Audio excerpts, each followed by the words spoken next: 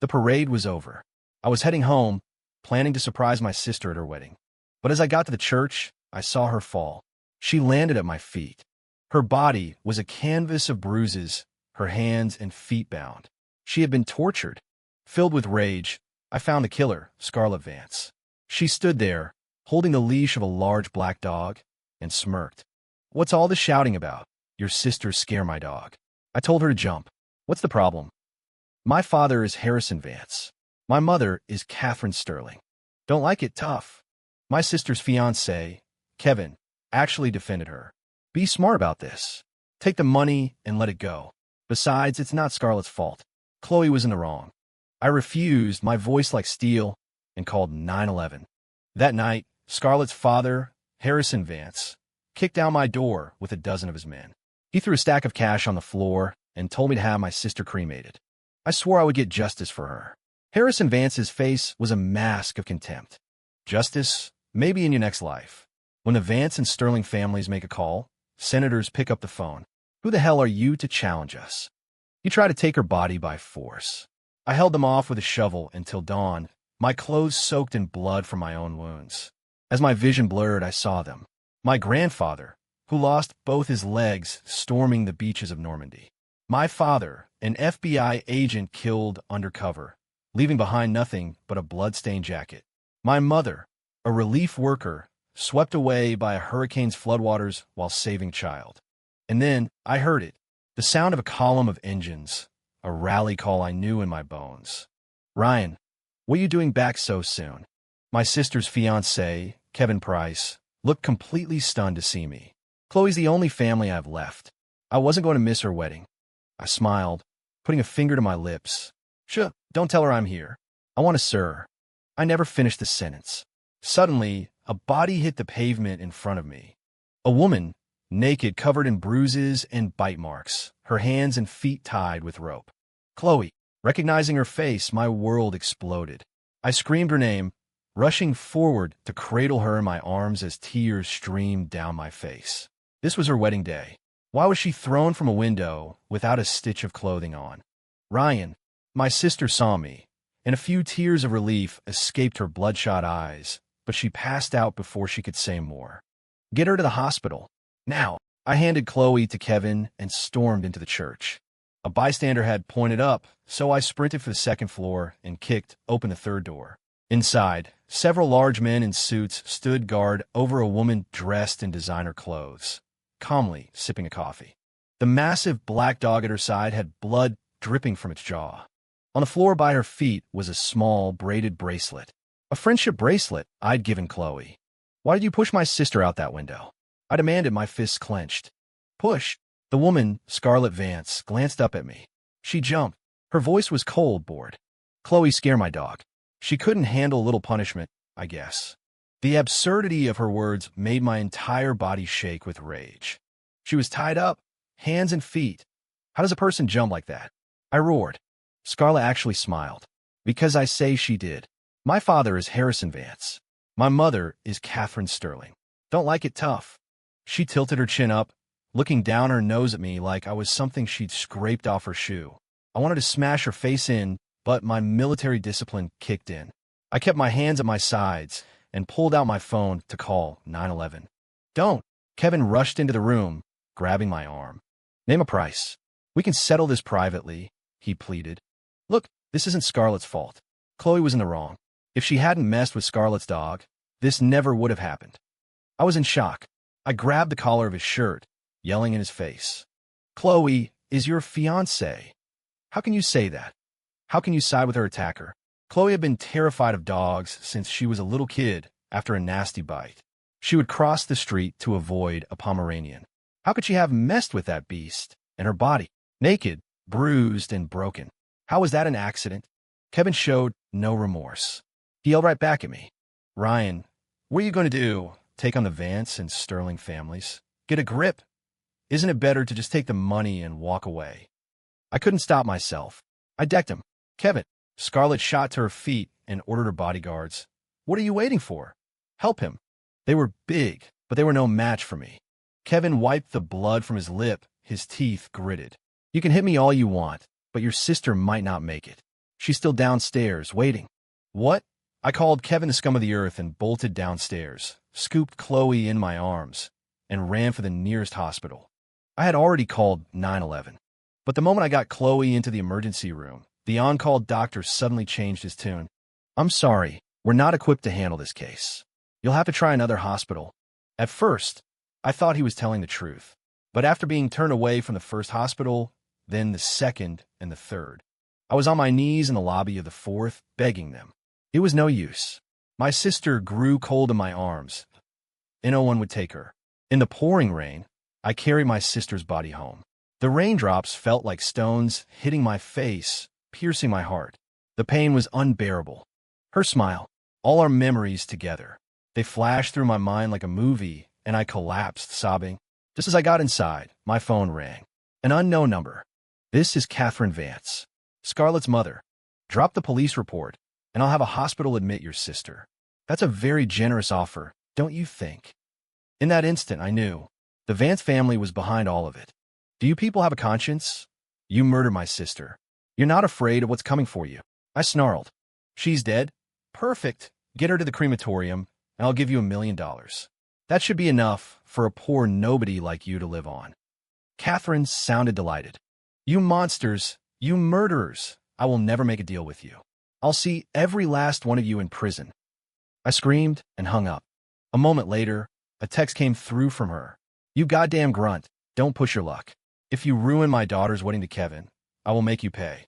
My blood ran cold. No wonder Kevin was so callous about Chloe's death. He had been cheating on her with Scarlet, trading up for a wealthier family. He felt no guilt. He called me later, trying to convince me to just let it go. I told him what I thought of him. He just said I was a glutton for punishment, just like my sister, that we messed with the wrong people and got what we deserved. I blocked his number. A while later, the police called, asking if I consented to an autopsy. I agreed without hesitation. But I waited a day, then a night. Nothing. The investigators never showed up. Something was wrong. I started calling news outlets, the Boston Globe, local TV stations, anyone who would listen. I wanted to expose what had happened. But it was like shouting into a void.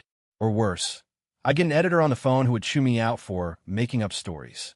They told me Harrison Vance was a renowned philanthropist who donated tens of millions to charity every year. A real pillar of the community. And Scarlet Vance was a blue blood debutante, a Vassar graduate. Why would she ever bother someone like me? It didn't stop there. The next day, the internet was flooded with news of Kevin and Scarlet's lavish wedding. Every article painted them as a couple who had been in love for a decade. My sister, Chloe, was branded as the obsessive other woman who had tried to ruin their happiness. So that's why that Chloe Miller girl jumped from the church. She got caught trying to break them up. Jumping was too good for her. A tramp like that deserves to be struck by lightning. She should have looked in a mirror. Did she really think she could compete with a woman like Scarlet Vance? Pathetic. I saw the comment section under each article and tried to fight back, to tell the truth. But my comments were deleted within a minute. Then, my social media accounts were suspended. I stood there, speechless, trembling as I opened the old footlocker in my closet. I pulled out the wooden plaque, the one that read a Gold Star family. I pulled out the velvet-lined box that held 18 medals, certificates of commendation earned by 3 generations of my family. My spirit felt like the memorial candle I'd lit by Chloe's bed. Flickering violently, about to be extinguished by a storm I was powerless to stop. I could only watch in despair. Grandpa, you always said not to be a burden on the country. You said our job was to serve. Dad, you told me that a man's duty is to his country and its people. That a little spilled blood was nothing. That serving in silence was the highest honor. Mom, you said that as long as the people in your town were okay, it didn't matter how tired you were. You all said that good people are rewarded. Chloe and I, we remembered. We live by it. So why is no one helping us? Why do people like them get to act like gods? 3 generations of duty. 3 generations of sacrifice. 3 generations whose dream was to protect this country, to ensure that the lights stayed on in every home. And what was left? A silent, empty house with weeds growing in the yard. I called out, but no one answered. I prayed, but the heavens were empty. I didn't understand. I just didn't get it. Do good people only exist to be taken advantage of? Wiping the tears from my eyes, I relit the candle by Chloe's bed. Then I called my commanding officer. I want to request a discharge. The words felt like swallowing glass. Ryan, your record is exemplary. You have a silver star, a bronze star, a purple heart. You've won every competition, earned countless commendations. Why would you throw away a brilliant career? Is something wrong at home? Captain Evans sounded shocked. I may have a chest full of medals, sir, but I couldn't even save my own sister. Before I could finish, the line went dead. The signal was gone. From my experience, it was being jammed. Seconds later, an SUV crashed through our front gate. Harrison Vance and Kevin got out. Behind them, 20 more cars pulled up, disgorging a sea of security guards. They swarmed the yard, their faces grim. They weren't here to talk. 4. Ryan Miller. This is the last chance Mr. Vance is giving you.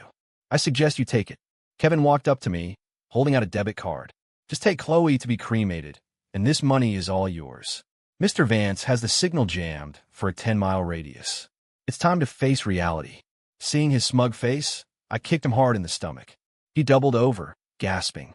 Chloe gave you everything, and you stabbed her in the back. You're lower than dirt. Kevin just laughed through the pain. It's a dog-eat-dog world, man. What did I do wrong? You should blame yourself for being powerless. Mr. Vance took over. You know how to handle yourself. Why don't you come work for me? As for your sister, she's already dead. Might as well trade her body for a career. His tone was mocking, playful. The words lit a fire in my gut. My eyes burned with rage. No matter what, I am getting justice for Chloe. Until then, you will not touch her. Justice? Ha ha ha. Harrison Vance laughed out loud. Justice? Maybe in your next life. When the Vance and Sterling families make a call, senators pick up the phone. Who the hell are you to challenge us? You chose the hard way. Don't blame me for what happens next. He waved his hand. Nearly 100 men poured into my small, dilapidated yard. They started smashing everything in sight. They were going to take her body by force. Once she was cremated, there would be no evidence left. As for Kevin, seeing I wouldn't budge, he just turned and left, off to get ready for his wedding tomorrow. Boss, I think I found something incredible. One of the thugs opened my closet and froze. He'd found a box of medals and a gold star family plaque. All the men stopped, uncertain. Harrison Vance walked over. He paused for a second, then sneered. The kid's got some nerve, trying to scare me with a bunch of fakes. Too bad for him. I've seen it all. I'm not falling for this. If this family is decorated, then I'm the president of the United States. Smash every last thing in this house, and take the body to the crematorium. With that, he threw the box of medals and the plaque onto the muddy ground and ground his heel into them. Get away from that. I roared, charging forward. That was the honor 3 generations of my family had bled for. I would not let him desecrate it. Seeing my rage, all 100 men rushed me at once, and they weren't holding back. I handpicked these men. They've all had professional training. Let's see how long you last. Vance stood back, calmly lighting a cigar to enjoy the show. I managed to snatch the plaque and the medals back. But then the pack of wolves charged toward my sister's room. I threw myself in front of the door to block them. I hadn't eaten or slept in 2 days. I was physically and emotionally exhausted. And there were so many of them, wave after wave, coming at me like they had nothing to lose. I don't know how long I fought. I only know that my own sticky blood was matting my clothes to my skin. My strength was failing, and I was swaying on my feet. All I could do was scream, "Come on, is that all you've got?" They started to hesitate, afraid. As we stood at a stalemate, my vision swam. I thought I saw my grandfather, lying in the frozen fields of Europe, his sniper rifle steady. I thought I saw my father, 7 years undercover, returning home as nothing more than a folded flag. I thought I saw my mother, working day and night in flooded towns, not even stopping for a drink of water before being swept away by the current. I saw my sister, her face bright with a smile every time she volunteered at the food bank. Tears of blood fell from my eyes. We bled and died for this country, so people like Scarlet Vance could live in luxury and kill for sport. What did people like us do wrong? What are you all standing around for? Go. 20 grand bonus for every man who goes in. Vance barked. Just as the remaining men were about to charge, I heard it. A low rumble. The unmistakable sound of an approaching military convoy. Was I imagining it? but the sound grew louder, closer. It wasn't a hallucination. Vance and his men froze. "Boss, bad news." One of his lookouts came sprinting into the yard, frantic. "Outside. There are troops assembling outside. All our lookouts have been arrested. 5. Harrison Vance shuddered, his face a mask of shock. "How is that possible?" "Unless." His eyes shot to the gold star plaque and medals by my side. His pupils shrank. "Unless. Those are real." Before he could process it, his once aggressive bodyguards were scrambling, trying to escape. No one wanted to be the last one out. Go now." Vance scrambled into his car and peeled out, trying to flee. Seeing him run like a coward, I smiled. The flag I believed in, the country I served, it hadn't abandoned me. It had just been on its way. "Drive faster. Get us out of here, and I'll give you $1 million. No, $5 million. Vance screamed at his driver. Tempted by the reward, the driver slammed on the gas, only to find both ends of the street blocked by a wall of steel. Headlights as bright as the sun flooded the car. They couldn't see a thing. "Get out of the car! Get out of the car!" The unified roar of dozens of soldiers echoed through the night. Harrison Vance had navigated the storms of business and politics for half a century. He thought he was a titan, a king, that nothing could scare him. But in that moment, he was terrified. He stumbled out of the car, hands in the air. "I surrender." "My C." "Oh." Captain Evans ordered his men to cuff Vance, then ran into the yard. "Ryan." Hearing his familiar voice, the tension I'd been holding finally snapped. I collapsed in a pool of my own blood. The captain was horrified. He rushed over and gathered me into his arms, yelling, "Medic! Get a medic over here!" I was one of his best men. Seeing me like this, his eyes turned red. The entire platoon of soldiers saw me covered in blood and fell silent, their expressions hardening.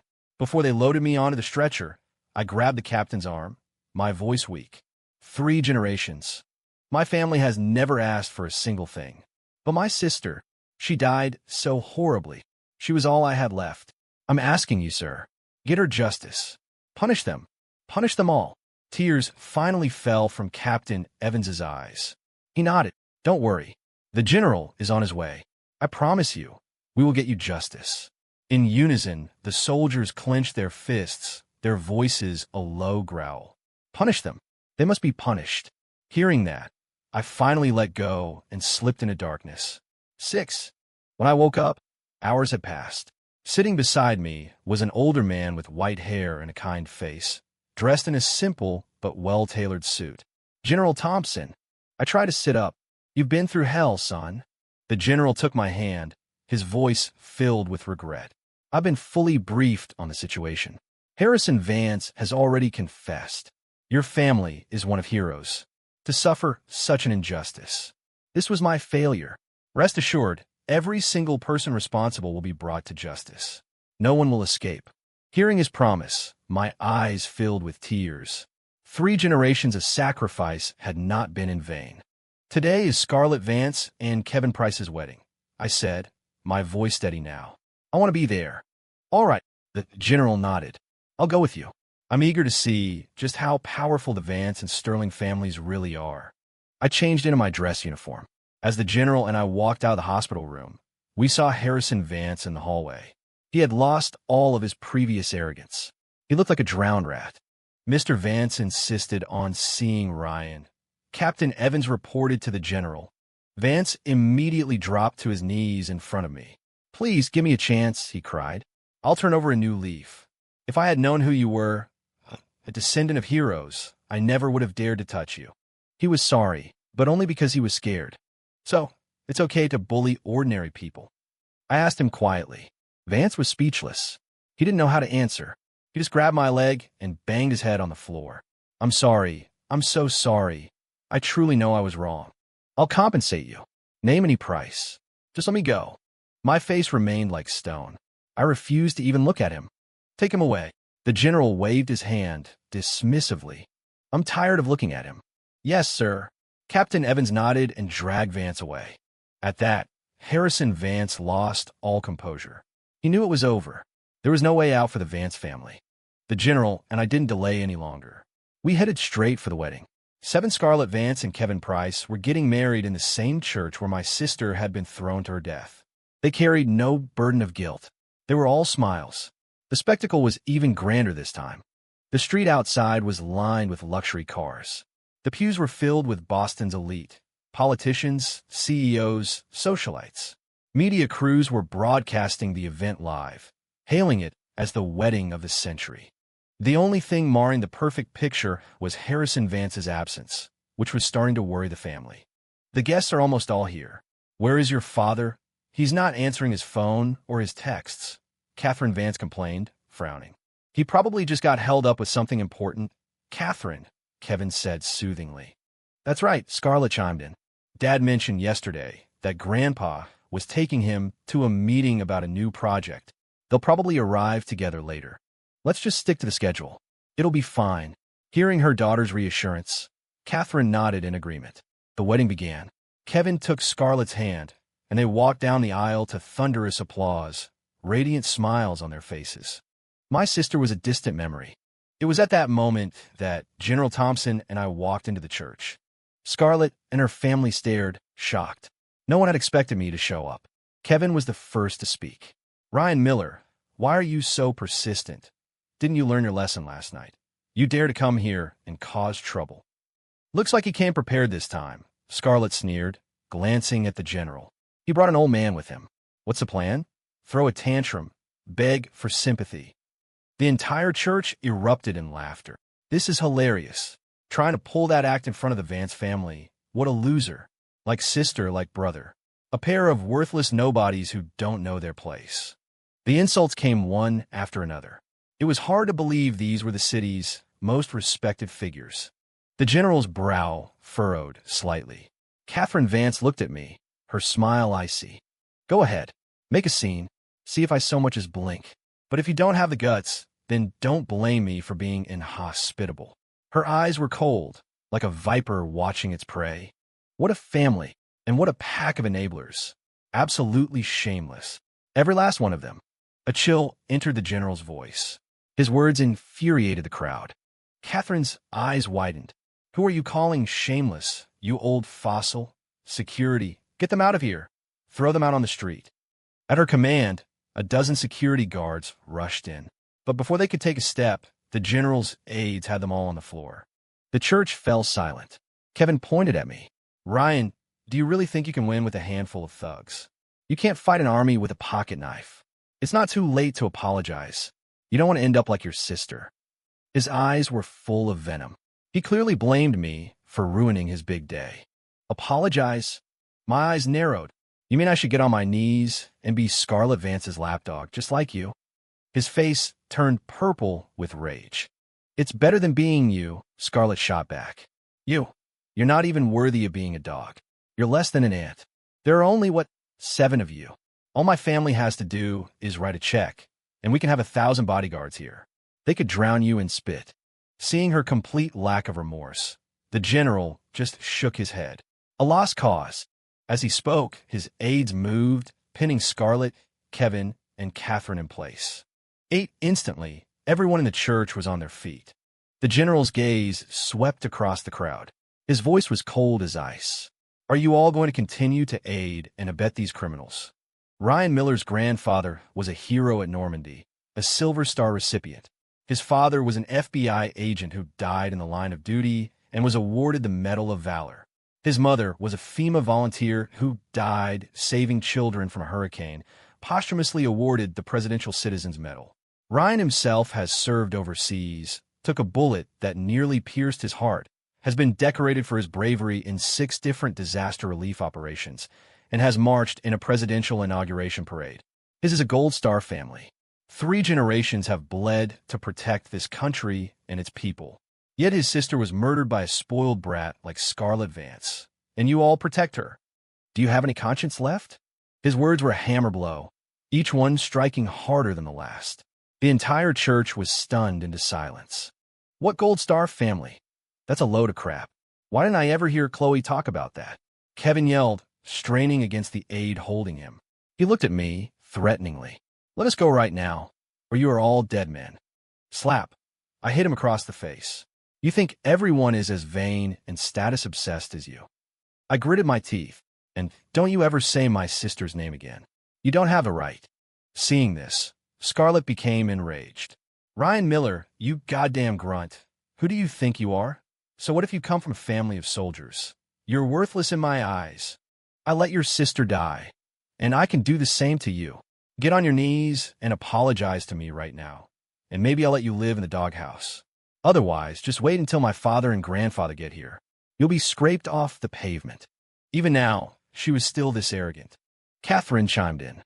I don't care what kind of family you are. In front of the Van Cess and the Sterlings, even a dragon has to bow its head. Even a lion has to kneel. Go ahead, hold us. We'll see who's crying when this is all over. Like mother, like daughter. The same delusional arrogance. The general looked at Scarlet, his hands clasped behind his back. His voice was calm. Fine, I'll wait for your grandfather. I'm very curious to see who he is. While they were blinded by their own power, the guests were not. The crowd had grown quiet. They weren't stupid. They realized I wouldn't dare to do this to the Vance family unless I had powerful backing. They were all waiting to see what would happen. Only Scarlet was still screaming. Ryan Miller, I can't wait to see you on your knees, begging for my forgiveness. I'm going to let my dogs tear you apart, just like they did to your sister. The mask was off completely. She thought that even if everyone knew the truth, no one could touch her. She thought I was bluffing. The general's face was grim, his eyes burning with a cold fire. I couldn't take it anymore. I slapped her. Hard. Blood trickled from the corner of her mouth. Catherine went berserk. You bastard. I'll have you torn limb from limb. I'll dig up your family's graves. The moment the words left her mouth, a powerful, aged voice echoed from the church entrance. Insolence. How dare you cause a scene at my granddaughter's wedding? Do you have a death wish? An old man in a tailored suit, leaning on a cane, strode into the church. It was Scarlet's maternal grandfather, Arthur Sterling. Dad! Catherine's face lit up. She immediately began to wail. Look what this lowlife did to your granddaughter. He beat her until she bled. Tear him to pieces. Scarlet started crying pitifully. Grandpa, you have to get revenge for me. Chop up Ryan Miller and this old geezer and feed them to the pigs. Everyone knew Arthur Sterling was ruthless and powerful. It was said that when he coughed, the stock market shivered. The entire audience stood up, their expressions suddenly grave. You dare to bully my granddaughter? You must be tired of living. Sterling roared, striking the marble floor with his cane. Am I? The general slowly turned around, his aged eyes locking on his Sterling's, filled with contempt. Sterling, who had been so full of fury, suddenly changed. The bluster drained out of him. You're. He stared at the general, his eyes scanning him from head to toe. His pupils constricted, and his face grew paler and paler. His whole body began to tremble. We met once, 20 years ago, the general said coolly. Grandpa, this guy is just some actor Ryan Miller hired to make a scene. Have him arrested. Scarlet yelled impatiently. Shut up. Arthur Sterling spun around and slapped Scarlet across the face. Everyone was stunned, especially Catherine and Kevin. Their eyes were wide with disbelief. They had no idea what was happening. Grandpa, why did you hit me? I'm the one who was attacked, Scarlet sobbed, holding her cheek. I said shut up and stop those fake tears. Do you have any idea who this is? The name alone would give you a heart attack, Sterling hissed at Scarlet, before turning back to the general with a sycophantic smile. General, what brings you here today? When they heard him say general, the entire room took a collective gasp. They all understood who the old man was. And they understood that my story was true. Catherine, Kevin, and Scarlet turned deathly pale, a cold sweat breaking out on their skin. They finally realized the magnitude of their mistake.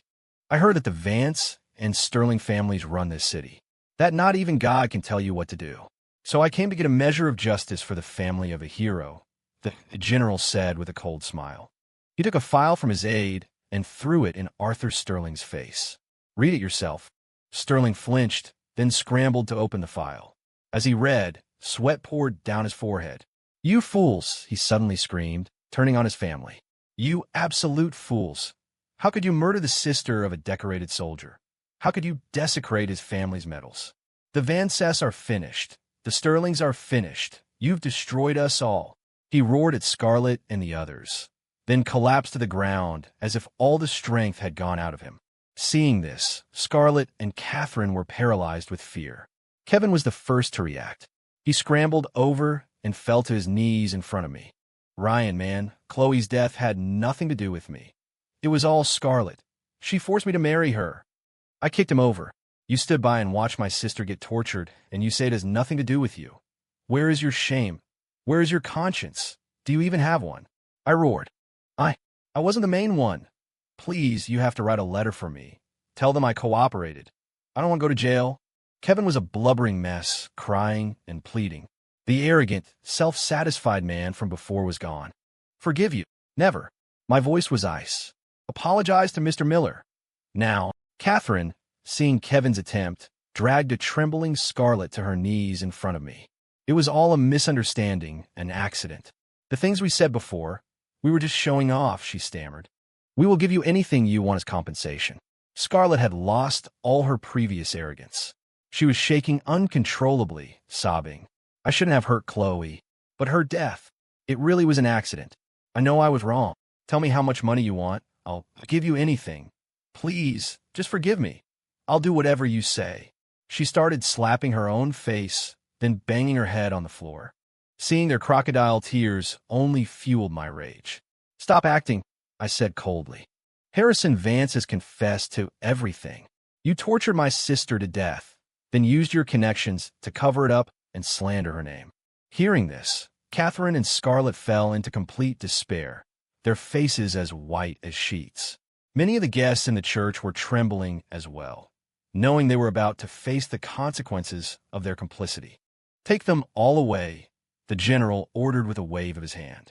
No, please, Ryan, I was wrong. I'm so sorry for what I did to you and Chloe. Give me a chance to make it right. Mr. Miller, please forgive us this one time. My daughter and I will be your servants. We'll donate our entire fortune. They wailed and screamed. I ignored them completely. The general looked out at the assembled guests. This city is corrupt to its core. It's time it was cleaned up. With that final sentence, the general turned and walked out with me at his side. Behind us, several of the guests fainted. That day, federal investigators arrived in the city. A week later, the truth was revealed to the world. Every person involved, every official who had been bought, was arrested. The Vance and Sterling empires crumbled overnight, and a host of other crimes were uncovered in the process. Scarlet, her entire family, and Kevin Price were convicted on multiple charges, including murder. They were sentenced to death, their names forever inscribed on a public wall of shame by an outraged nation. I bought a bouquet of white lilies, my sister's favorite, and brought them to her grave. I told her what had happened. Chloe, the bad people have been punished. I placed the flowers on the cool stone. I sat there for a long, long time, leaning against her headstone, reliving our memories, telling her all the funny stories from her childhood. It almost felt like she was still with me. I stayed until the sun began to set. Then, I slowly stood up, wiped the tears from my eyes, and put on my service cap. I raised my hand to my brow in a crisp, formal salute. Chloe, I have to go, sis. I'm being deployed. I said the words, and though my heart ached to leave her, I had to go. I had to return to the flag, because it is my faith, because it is the dream that 3 generations of my family died for.